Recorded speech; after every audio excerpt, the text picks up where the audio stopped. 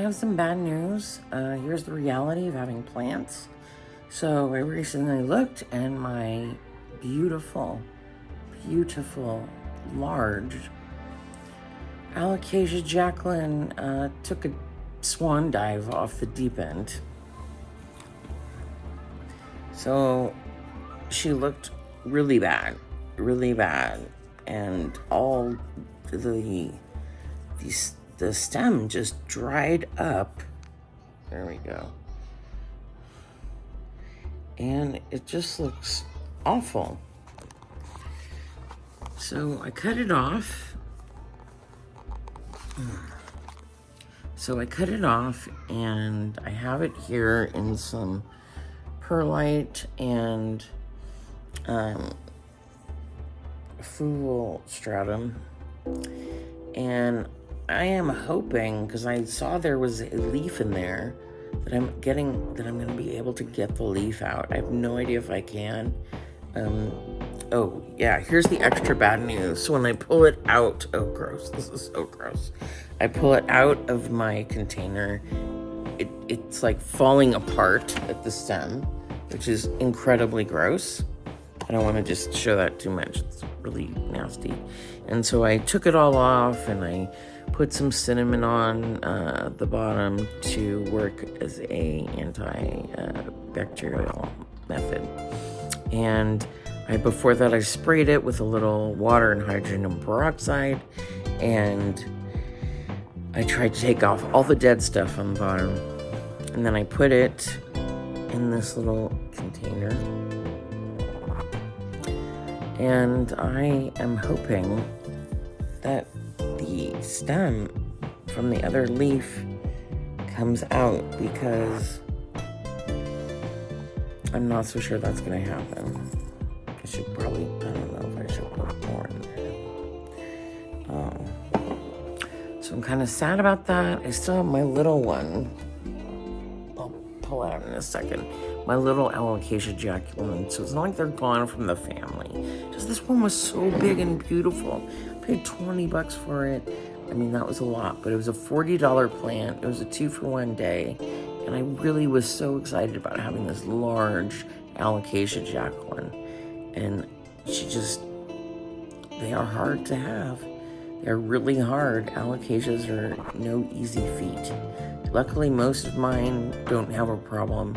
They're growing past the 2-leaf or 1-leaf level, and they're growing to 3 or 4 leaves. They're doing really well.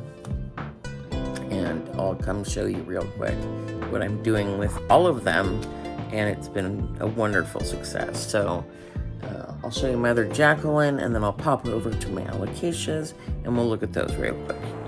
One sec. So here is the beautiful Alocasia Jacklyn. This one is pretty small. She popped up. She's got 3 new leaves. I believe she didn't have very many when we brought her. She's got 3 leaves. She's got 2 in the back.